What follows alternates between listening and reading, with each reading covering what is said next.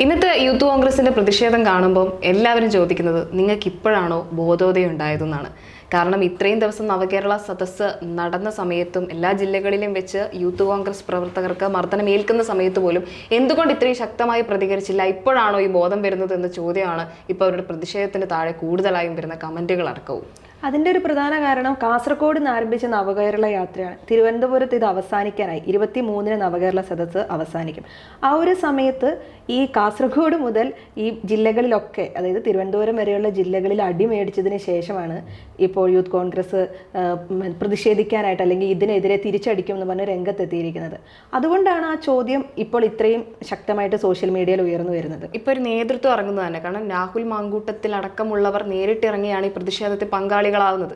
അപ്പോൾ ഇതിനു മുമ്പ് ഈ കരിങ്കൊടി പ്രതിഷേധങ്ങളൊക്കെ നടക്കുമ്പോഴും എന്തുകൊണ്ടാണ് നിങ്ങൾ ഇത്തരത്തിലൊരു പ്രതിഷേധവുമായി നേരത്തെ ഇറങ്ങാത്തതെന്നും ആ കരിങ്കൊടി പ്രതിഷേധങ്ങൾക്കൊക്കെ നേതൃത്വം നൽകാൻ എന്തുകൊണ്ട് നേതാക്കൾ ഉണ്ടായിട്ടില്ല എന്നുമൊക്കെ ആളുകൾ ചോദിക്കും. അത് പ്രധാനമായും അവർ പറയുന്നത്, പാവം യൂത്ത് കോൺഗ്രസിന്റെ പ്രവർത്തകരല്ലേ തല്ല് വാങ്ങിക്കുന്നത്, നേതൃത്വം ഇതൊന്നും അറിയാതെ അവിടെ തന്നെ ഇരിക്കുകയല്ലേ. കാരണം ഈ ഒരു പ്രതിഷേധത്തിൽ ഇവർക്ക് അടി വാങ്ങിക്കുമ്പോൾ മാത്രം വന്ന് നേതാക്കളൊന്ന് പ്രതികരിച്ചിട്ട് പോകും. ആ ഒരു നിലയിലേക്കാണ് കാര്യങ്ങൾ മുന്നോട്ട് പോയിക്കൊണ്ടിരുന്നത്. യൂത്ത് കോൺഗ്രസ് മുഖ്യമന്ത്രി സഞ്ചരിച്ച വാഹനത്തിന് നേരെ ഷൂ എറിയുന്ന സംഭവം ഉണ്ടായി. ആ സംഭവം ഉണ്ടായി അതിനെ അനുകൂലിച്ചും പ്രതികൂലിച്ചും ഈ കോൺഗ്രസിനുള്ളിൽ തന്നെ ആളുകൾ രംഗത്തെത്തിയിട്ടുണ്ടായിരുന്നു. അതിനകത്ത് തന്നെ ഇവർ നടത്തുന്ന സമര രീതിയെക്കുറിച്ച് തന്നെ പാർട്ടിക്കുള്ളിലും സംഘടനയ്ക്കുള്ളിലും വ്യക്തമായൊരു ധാരണയില്ല. അല്ലെങ്കിൽ ഇവരെങ്ങനെയാണ് ഇത് പ്രതിഷേധിക്കേണ്ടതെന്നോ ഏതൊക്കെ രീതിയിലാണ് ഈ നവകേരള സദസ്സിനെതിരെ പ്രതിഷേധവുമായി യൂത്ത് രംഗത്തെത്തേണ്ടതെന്നതിനെ സംബന്ധിച്ച് ഇതിനുള്ളിൽ തന്നെ ഒരു വ്യക്തത ഇല്ല എന്ന് തന്നെയാണ് മനസ്സിലാക്കാൻ സാധിക്കുക. അല്ലെങ്കിൽ വ്യക്തമായൊരു ധാരണയുണ്ട്. കാസർഗോഡ് മുതൽ തിരുവനന്തപുരം വരെ യൂത്ത് കോൺഗ്രസിന് ഒരേ രീതിയിൽ സമരം സംഘടിപ്പിക്കാൻ പറ്റിയിരുന്നെങ്കിൽ ഇത് നവകേരള സദസ്സിനേക്കാൾ മികച്ച രീതിയിൽ ചർച്ച ചെയ്യപ്പെടുമായിരുന്നു. അതോടൊപ്പം തന്നെ ആ ഒരു സംഘടനയ്ക്ക് നല്ലൊരു രാഷ്ട്രീയ മൈലേജ് ഉണ്ടാകാൻ വേണ്ടി കാരണമായേനെ. അടുത്ത തെരഞ്ഞെടുപ്പൊക്കെ നടക്കുമ്പോൾ തന്നെ യൂത്ത് കോൺഗ്രസും കോൺഗ്രസിനും ഒക്കെ മികച്ച രീതിയിൽ ഈ ഒരു പ്രതിഷേധത്തെ ഏകോപിപ്പിക്കാൻ സാധിച്ചിരുന്നെങ്കിൽ അതൊരു തെരഞ്ഞെടുപ്പിനെ തന്നെ നല്ല രീതിയിൽ പ്രതിഫലിപ്പിക്കുന്ന രീതിയിലേക്ക് അവർക്ക് എത്താൻ പറ്റുമായിരുന്നു. പക്ഷെ അതിനവർക്ക് സാധിച്ചില്ല. അതോടൊപ്പം തന്നെ വിചാരണ സദസ്സ് നടത്തുമെന്ന് നേതാക്കൾ പറഞ്ഞിട്ടുണ്ടായിരുന്നെങ്കിലും നവകേരള സദസ്സിന് എതിരെ നിൽക്കാൻ വേണ്ടി ആ വിചാരണ സദസ്സിന് സാധിച്ചിട്ടും കൂടിയില്ല. അപ്പോൾ ഇവർ ഈ യൂത്ത് കോൺഗ്രസ് വന്ന് അടി വാങ്ങി പോകും, അതൊരു സോഷ്യൽ മീഡിയയിൽ ചർച്ചയാവും, അത് പിന്നെയും വേറെ ഏതൊരു സ്ഥലത്ത് വരും. പക്ഷെ അതിനൊരു കണ്ടിന്യൂറ്റി ആളുകൾക്ക് ഫീൽ ചെയ്തിട്ടില്ല. ഇപ്പൊ തന്നെ രാഹുൽ മാങ്കൂട്ടത്തിൽ അടക്കമുള്ള നേതാക്കൾ ഇറങ്ങി ഇതിൽ പ്രതിഷേധിക്കാനുള്ളൊരു കാരണവും ഇത്തരത്തിൽ തലസ്ഥാനത്ത് വലിയൊരു പ്രതിഷേധം നടക്കാനുള്ള ഒരു കാരണം AICC ഇതിൽ ഇടപെട്ടു എന്നുള്ളതാണ്. AICC ഒരു വിമർശനം ഉന്നയിച്ചിട്ടുണ്ടെന്നുള്ളതാണ് റിപ്പോർട്ടുകൾ.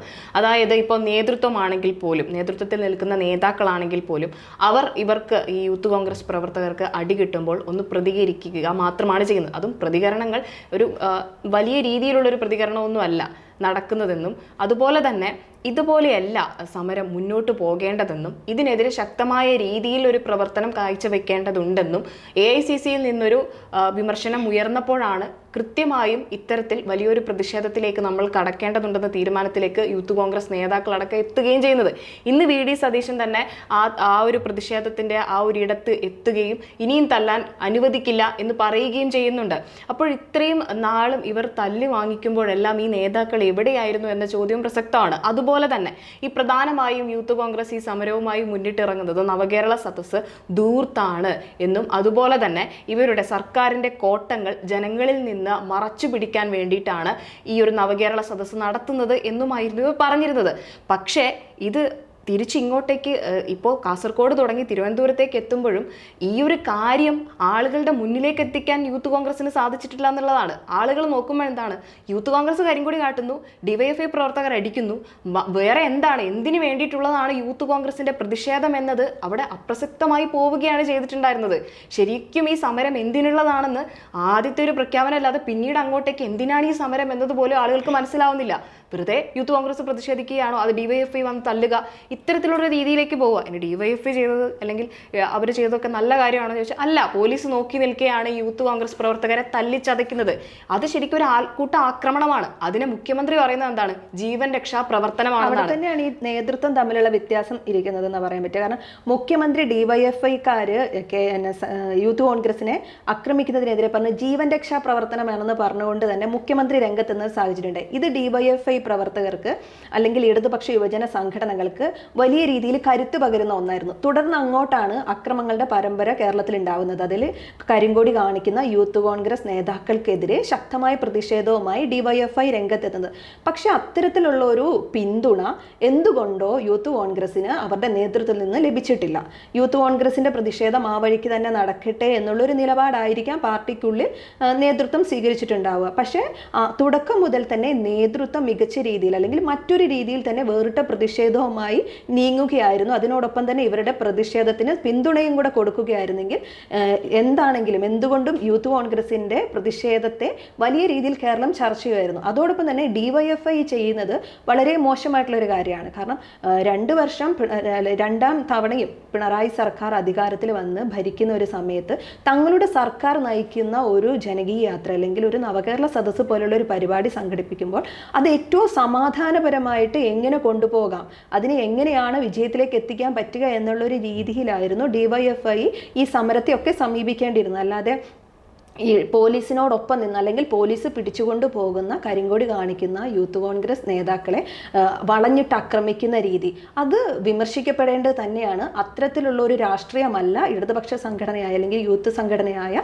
ഡിവൈഎഫ്ഐ മുൻപോട്ട് വെക്കേണ്ടത് എന്നുള്ളതിൽ ഒരു സംശയവുമില്ല. അതുപോലെ തന്നെ ഈ നവകേരള സദസ്സുമായി ബന്ധപ്പെട്ട് വരുന്ന വിമർശനം എന്ന് പറയുന്നത് ആ നവകേരള സദസ്സുമായി ബന്ധപ്പെട്ട് തന്നെ നടത്തുന്ന പ്രതിഷേധങ്ങൾ കുറച്ചുകൂടി വിപുലീകരിക്കാൻ ഇവർക്ക് സാധിക്കുമായിരുന്നു. ഒരു വശത്ത് സർക്കാരിനെതിരെ വലിയ വിമർശനങ്ങൾ ഉയരുകയും വലിയൊരു സാമ്പത്തിക പ്രതിസന്ധിയിലേക്ക് സർക്കാർ നീങ്ങുകയും ചെയ്യുന്ന ഒരു ഘട്ടത്തിലായിരുന്നു നവകേരള സദസ്സ്. നമുക്കെല്ലാവർക്കും ഒന്നിച്ചങ്ങിറങ്ങാം എന്ന് പറഞ്ഞുകൊണ്ടൊരു നവകേരള സദസ്സ് അവിടെ സംഭവിക്കുന്നത്. ആ സമയത്ത് തന്നെ പറഞ്ഞിരുന്നത് ഒട്ടും ദൂർത്തില്ലാതെ നടത്തണം എന്നതുകൊണ്ട് തന്നെയാണ്. ആ ബസ് വന്ന സമയത്ത് പറഞ്ഞു, ഈ ബസ് കാരണം എല്ലാ മന്ത്രിമാർക്കും എസ്കോർട്ട് വാഹനം അടക്കം പോകുമ്പോൾ വലിയ ചെലവുണ്ടാവും, അതുകൊണ്ടാണ് ഒരു ബസ് കൊണ്ടുവരുന്നതെന്ന് പറഞ്ഞു. അതിനുശേഷം കാണുന്ന കാഴ്ച എന്താണ്? മുഖ്യമന്ത്രിയുടെ വണ്ടിയും അതുപോലെ തന്നെ വകുപ്പുകളുടെ വണ്ടിയും ഈ ബസ് പോകുന്നതിന് പിറകെ ഇന്നോവകളുടെ വലിയൊരു മേളം തന്നെ ഉണ്ടെന്ന് നാട്ടുകാരടക്കം സാക്ഷ്യപ്പെടുത്തുകയാണ്. ഒരു രാജകീയമായൊരു വരവ് അവിടെ സംഭവിക്കുന്നുണ്ട് എന്നുള്ളതാണ്. അതുപോലെ തന്നെ എന്താണ് പറഞ്ഞത്? ജനങ്ങളുമായി ഇടപെട്ടാണ് സംസാരിക്കാൻ പോകുന്നത്. ജനങ്ങളിലേക്ക് ഇറങ്ങിച്ചെന്ന് സർക്കാരിന് ഇനി എന്താണ് കൂടുതലായി മുന്നോട്ട് വെക്കേണ്ടത് അത് അടക്കമുള്ള കാര്യങ്ങൾ ചോദിക്കുമെന്നാണ് പറയുന്നത്. പക്ഷെ ചർച്ച നടക്കുന്നത് എവിടെയാണ്? അത് പൗരപ്രമുഖരുമായി. ആരാണ് പൗരപ്രമുഖർ എന്ന് ചോദിക്കുമ്പോൾ അതിന് ഉത്തരമില്ല. അപ്പോൾ ഈ കുറച്ച് സെലക്ട് ചെയ്യുന്ന കുറച്ച് ആളുകളുമായിട്ട് ഒരു ചർച്ച നടക്കും. അതെന്താണ് ചർച്ച ചെയ്യുന്നതെന്നുമായി ബന്ധപ്പെട്ട് ഒരു വിവരങ്ങൾ ലഭ്യമല്ല. അതുപോലെ തന്നെ എന്താണ് പറഞ്ഞിട്ടുള്ളത്? അപ്പോൾ ഈ ആളുകൾക്ക് വേണ്ടി നിവേദനം സമർപ്പിക്കാൻ വേണ്ടിയിട്ട് കൗണ്ടറുകളുണ്ട്. പിന്നെ നടക്കുന്നത് എന്താണ്? മന്ത്രിമാരെല്ലാം തന്നെ സർക്കാരിന്റെ നേട്ടങ്ങളെ എണ്ണി എണ്ണി ഓരോ വേദികളിലും പ്രസംഗിക്കുകയാണ്. അപ്പോൾ ആളുകൾ ചോദിക്കുന്നത് ഇവിടെ എവിടെയാണ് ജനങ്ങളോട് നിങ്ങൾ നേരിട്ട് സംവദിക്കുന്നത്? അപ്പോഴാണ് കോൺഗ്രസ് നേരെ മുന്നോട്ട് വെക്കുന്നത് ഉമ്മൻചാണ്ടിയുടെ ജനസമ്പർക്ക പരിപാടി. ജനങ്ങൾ കൂടി നിൽക്കുന്ന ഉമ്മൻചാണ്ടിയുടെ ചിത്രങ്ങളും എല്ലാം അവിടെ പങ്കുവെക്കപ്പെടുന്നതും അതുകൊണ്ടാണ്. ഈ ഒരു താരതമ്യമുണ്ട്. അപ്പോൾ ഇതൊക്കെ വരുമ്പോഴും നല്ല രീതിയിൽ തന്നെ സമരത്തെ മുന്നോട്ട് നയിക്കാൻ കോൺഗ്രസിനടക്കം സാധിക്കുമായിരുന്നു. ഇത് നല്ലൊരു ലക്ഷ്യത്തിലേക്ക് അവർക്ക് എത്തിക്കാൻ സാധിക്കുമായിരുന്നു. ഇപ്പൊ തിരഞ്ഞെടുപ്പ് വരാൻ പോവുകയാണ്, അതിനടക്കം ഇത് ഉപയോഗിക്കാൻ പറ്റുന്ന ഒരു സാഹചര്യമായിരുന്നു അവർക്ക്. പക്ഷേ സമരങ്ങൾ നടത്തുന്നതിനോ അതിനെ ഏകോപിപ്പിക്കുന്നതിലോ വലിയൊരു വീഴ്ച യൂത്ത് കോൺഗ്രസിലും സംഭവിച്ചിട്ടുണ്ട് എന്ന് വ്യക്തമാക്കുന്നതാണ് ഇപ്പോൾ നടന്നുകൊണ്ടിരിക്കുന്നത്. ജനകീയ സദസ്സ് നവകേരള സദസ്സ് 140 മണ്ഡലങ്ങളിലൂടെയും കടന്നു പോകുന്നുണ്ട്. ഈ ഒരു സമയത്ത് പ്രതിപക്ഷ MLA-മാരും മണ്ഡലങ്ങളിലൂടെയും ഈ പരിപാടി നടക്കുന്നുണ്ട്. ഇവിടെ പ്രതിപക്ഷ MLA-മാരുടെ നേതൃത്വത്തിൽ അവരും കൂടി ഈ പരിപാടിയിൽ പങ്കെടുത്തിരുന്നെങ്കിൽ ഇത് മറ്റൊരു തലത്തിലേക്ക് ചിലപ്പോൾ ചർച്ച ചെയ്യപ്പെട്ടിരുന്നേനെ. ഇതൊരു ആദ്യം തൊട്ടേ മുഖ്യമന്ത്രി പിണറായി വിജയൻ പറയുന്നത് ഇതൊരു സർക്കാരിൻ്റെ പരിപാടിയാണ്, പാർട്ടിയുടെ പരിപാടിയല്ല എന്നാണ്. പക്ഷേ ഇത് തുടക്കം മുതൽ തന്നെ ചർച്ചയ്ക്ക് വിധേയമാകുന്നത് ഇടതുപക്ഷ സർക്കാർ അവരുടെ സർക്കാർ പണം ഉപയോഗിച്ചുകൊണ്ട് അവരുടെ പാർട്ടി പരിപാടി എന്ന രീതിയിൽ ഇത് നടത്തുന്നു എന്നുള്ളതാണ്. അങ്ങനെ ഒരു വിമർശനം വരുന്ന ഒരു സമയത്ത് അത്രയും ഉൾക്കൊണ്ടുകൊണ്ട് ആ വിമർശനത്തെ ഉൾക്കൊണ്ടുകൊണ്ട് ഇത് ഇത്തരം ഒരു പരിപാടി അല്ല എന്ന് പറഞ്ഞു വെക്കാൻ പിണറായി സർക്കാരിനോ മന്ത്രിമാർക്കോ സാധിച്ചിട്ടില്ല. സാധിക്കാത്തത് മാത്രമല്ല, ഈ ഓരോ ജില്ലകളിലേക്ക് എത്തുമ്പോൾ ഫണ്ട് കൊടുക്കണമെന്ന് പറഞ്ഞിരുന്നു തദ്ദേശ സ്ഥാപനങ്ങൾ. അപ്പോൾ ആദ്യം മുതൽ തന്നെ ഇതൊരു ദൂർത്താണ്, ഇങ്ങനൊരു സംവിധാനത്തിൻ്റെ ആവശ്യമില്ല, അല്ലെങ്കിൽ ഒരു ജനങ്ങളുടെ പരാതികൾ കേൾക്കാൻ ഒരു മന്ത്രിമാരൊന്നാകെ പോകേണ്ട ആവശ്യമില്ലെന്നും ഇത് ദൂർത്താണെന്നും സർക്കാരിൻ്റെ നേട്ടങ്ങൾ മാത്രം പറയുവാനുള്ള ഒരു പരിപാടിയാണെന്ന് പറഞ്ഞുകൊണ്ടാണ് പ്രതിപക്ഷം ഭരിക്കുന്ന തദ്ദേശ ഭരണ സ്ഥാപനങ്ങളിൽ പലതും ഇതിന് പൈസ കൊടുക്കില്ല എന്ന് പറഞ്ഞത്. അതുകൊണ്ട് തന്നെയാണ് അവരിതിൽ നിന്ന് വിട്ടു നിൽക്കുകയും ചെയ്തിട്ടുണ്ടായിരുന്നത്. ഇപ്പോൾ കേരളീയം നടക്കുന്ന സമയത്ത് തന്നെ അതിനെതിരെ വലിയ വിമർശനങ്ങൾ ഉയർന്നതും അതുകൊണ്ട് തന്നെയായിരുന്നു. ഇത്രയും വലിയൊരു പ്രതിസന്ധിയിലേക്ക്, സാമ്പത്തിക പ്രതിസന്ധിയിലേക്ക് നമ്മൾ കടക്കുന്നുണ്ട് എന്ന് പറയുന്ന സമയത്തും ഇത്തരം പരിപാടികൾ സംഘടിപ്പിക്കുമ്പോൾ നിങ്ങൾ അതിൻ്റെതായ മാതൃകകൾ സ്വീകരിക്കേണ്ടതല്ലേ എന്ന ചോദ്യമാണ് പ്രതിപക്ഷം അടക്കം ചോദിക്കുന്നതും. അതുകൊണ്ട് തന്നെയാണ് ഇവർ വിട്ടുനിൽക്കും എന്ന് പറയുന്നതും. അങ്ങനെ വിട്ടുനിൽക്കുമ്പോഴും അവരെന്തുകൊണ്ട് ഇതിനെ ശക്തമായി പ്രതിരോധിച്ചില്ല എന്ന ചോദ്യമാണ് ഇപ്പോൾ ജനങ്ങളും അടക്കം ചോദിക്കുന്നത്. കാരണം ലാസ്റ്റ് ഒരു നിമിഷത്തിൽ വന്നിട്ട്, അവസാനം ഒരു നിമിഷത്തിൽ വന്നിട്ട് ഞങ്ങൾക്ക് കുറെ തല്ലുകൊണ്ടു, ഞങ്ങളുടെ കുറെ പ്രവർത്തകർ അറസ്റ്റ് ചെയ്യപ്പെട്ടു, അതുകൊണ്ട് ഞങ്ങൾക്ക് പ്രതിഷേധിക്കണം എന്ന് അവസാന നിമിഷം വന്ന് പറഞ്ഞതുകൊണ്ടും അവസാന നിമിഷം എല്ലാ പോലീസ് സ്റ്റേഷനുകൾക്കും ഞങ്ങൾ മാർച്ച് നടത്താൻ പോവുകയാണ് എന്ന് കോൺഗ്രസ് പറയുന്നത് കൊണ്ടോ കാര്യമില്ല. ഇപ്പോൾ AICC പറഞ്ഞതിന് ശേഷമാണ് ഇപ്പോൾ എല്ലാ ജില്ലകളിലെ പോലീസ് സ്റ്റേഷനുകളിലേക്ക് ഒരു മാർച്ച് നടത്തണം എന്ന തീരുമാനത്തിലേക്കും അതുപോലെ തന്നെ ഇനിയും ശക്തമായി ഇതിനെതിരെ പ്രതിഷേധിക്കണം എന്ന തീരുമാനത്തിലേക്കൊക്കെ യൂത്ത് കോൺഗ്രസ് എത്തുന്നത്. ഇനി നവകേരള സദസ്സ് കഴിയാൻ അത്രയും ദിവസങ്ങൾ മാത്രമേ ബാക്കിയുള്ളൂ. 2 ദിവസം മാത്രമേ. ഈ ഒരു സമയത്തല്ലല്ലോ അവർ ഉണർന്ന് പ്രവർത്തിക്കേണ്ടിയിരുന്നത്. ആദ്യമേ അവർ ഇത്രയും കനത്തൊരു പ്രതിഷേധവുമായി രംഗത്ത് വന്നിരുന്നെങ്കിൽ എവിടെ എത്തുമായിരുന്നു ആ ചർച്ച? അല്ല, അത് ഈ യൂത്ത് കോൺഗ്രസ് തുടക്കം മുതൽ തന്നെ, അല്ലെങ്കിൽ ഒരു വളരെയധികം അടുത്ത കാലങ്ങളിലൊക്കെ തന്നെ അവർ ഏറ്റവും കൂടുതൽ വിമർശനങ്ങൾക്ക് വിധേയമാകുന്നത് അവർ നടത്തുന്ന സമര പരിപാടികളിൽ ഒരേ രീതിയിൽ അവർക്കതിനെ ഏകോപിപ്പിച്ച് മുൻപോട്ട് കൊണ്ടുപോകാൻ സാധിക്കുന്നില്ല എന്ന് തന്നെയാണ്. അത് തന്നെയാണ് ഇവിടെയും കാണാൻ പറ്റിയിട്ടുള്ളത്. എല്ലാ മണ്ഡലങ്ങളിലും അവിടുത്തെ യൂത്ത് കോൺഗ്രസിന്റെ കുറച്ച് ആളുകൾ വന്ന് ഡിവൈഎഫ്ഐക്കാരുടെ തല്ല് വാങ്ങുന്നു. ഈ ഡിവൈഎഫ്ഐക്കാർ അത്രയും ശക്തമായി തന്നെ അടിച്ചാൽ തിരിച്ചടിക്കുമെന്ന് പറഞ്ഞ് നിൽക്കുന്ന ആളുകളാണ്. അവരോട് KSU പോലെയുള്ള അല്ലെങ്കിൽ യൂത്ത് കോൺഗ്രസ് പോലെയുള്ള സംഘടനകൾക്ക് എത്രത്തോളം പിടിച്ചു നിൽക്കാൻ പറ്റുമെന്ന് അറിയില്ല. ഇന്നിപ്പം അവർ പറയുന്നുണ്ടായിരുന്നു ഗാന്ധിയൻ മാർഗമല്ല, അടിച്ചാൽ ഞങ്ങൾ തിരിച്ചടിക്കും എന്ന രീതിയിൽ നേതാക്കന്മാർ ഇന്നാണ് പ്രസ്താവന ഇറക്കി തുടങ്ങുന്നത്. പക്ഷെ അപ്പോഴത്തേനും എന്ത് സംഭവിച്ചെന്ന് വെച്ചിട്ടുണ്ടെങ്കിൽ നവകേരള സദസ്സ് ഇടതുപക്ഷ സർക്കാർ വിചാരിച്ചതുപോലെ തന്നെ വൻ ജനപങ്കാളിത്തത്തോടു കൂടി അവർക്കത് പൂർത്തിയാക്കാൻ സാധിച്ചു എന്നുള്ളതാണ്. അത് ഇടതുപക്ഷ സർക്കാരിൻ്റെ ഒരു വിജയമായി തന്നെ നിൽക്കുകയും KSUവിൻ്റെ സമരം അല്ലെങ്കിൽ യൂത്ത് കോൺഗ്രസിന്റെ സമരം വളരെയധികം വിമർശിക്കപ്പെടുകയും ചെയ്യുന്ന ഒരു അവസ്ഥയിലേക്ക് എത്തുകയും ചെയ്തിട്ടുണ്ട്. ഇതിന്റെ പ്രധാന കാരണം എന്ന് പറയുന്നത് സമരം തുടങ്ങുമ്പോൾ അതിനെ പൂർണ്ണതയിലേക്ക് എത്തിക്കാനുള്ളൊരു അഭാവം ഈ പ്രതിപക്ഷ പാർട്ടിയുടെ കോൺഗ്രസിന്റെ ഭാഗത്തു നിന്ന് ഉണ്ടാകുന്നുള്ളതാണ്. കാരണം സ്വർണ്ണക്കടത്ത് സമയം ഉണ്ടായിരുന്നപ്പോൾ സ്വപ്നപ്രതിയായിരുന്ന സ്വർണ്ണക്കടത്ത് കേസ്, മുഖ്യമന്ത്രിയുടെ ഓഫീസുമായി ബന്ധപ്പെട്ട കേസ്, അതിലൊക്കെ അവർ നടത്തിയ ഒരു സമരമുണ്ട്. ബിരിയാണി ചെമ്പൊക്കെ എടുത്ത് നടത്തിയ സമരം അതെവിടെയായിരുന്നു കലാശിച്ചത്? അതൊന്ന് തുടങ്ങി, പിന്നെ അതെവിടെ എത്തി? അതുപോലെ തന്നെ അവിടെ തുടങ്ങി വെക്കുന്ന സമരങ്ങൾ എവിടെ എത്തി നിൽക്കുന്നു എന്നതിൽ കോൺഗ്രസിന് തന്നെ ഒരു വിചാരണ നടത്തേണ്ടതുണ്ട് എന്നുള്ളതാണ്.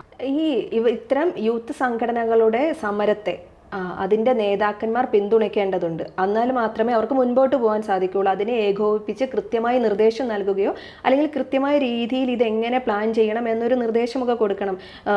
എപ്പോഴും പറയുക, ഇത് 2 സംഘടനകളായി തന്നെ നിലനിൽക്കുന്നു എന്നുള്ളത് തന്നെയാണ്. അങ്ങനെ 2 സംഘടനകളാണ്, 2 രീതിയിൽ പ്രവർത്തിക്കുന്നതാണ്. അങ്ങനെയൊക്കെ ആണെങ്കിലും സമരം വരുമ്പോൾ അതിനെ ഏത് രീതിയിലാണ് വിജയിപ്പിക്കാൻ സാധിക്കുക എന്ന് നേതാക്കന്മാർ വ്യക്തമായി പറഞ്ഞു കൊടുക്കേണ്ടതുണ്ട്. അതോടൊപ്പം തന്നെ ഞാൻ മനസ്സിലാക്കുന്നത് ഡിവൈഎഫ്ഐക്കാരുടെ ഇപ്പോഴത്തെ പ്രതിഷേധത്തെ അല്ലെങ്കിൽ ആക്രമണത്തെ അതിൻ്റെ ഏറ്റവും ശക്തമായ ഭാഷയിൽ KSUവിനെ അല്ലെങ്കിൽ യൂത്ത് കോൺഗ്രസിനെ വിമർശിക്കുന്നത് പോലെ തന്നെ ഡിവൈഎഫ്ഐയുടെ ഇപ്പോൾ നടക്കുന്ന ഈ അക്രമ പരമ്പരകളെ വിമർശിക്കേണ്ടതുണ്ട് എന്ന് തന്നെയാണ്.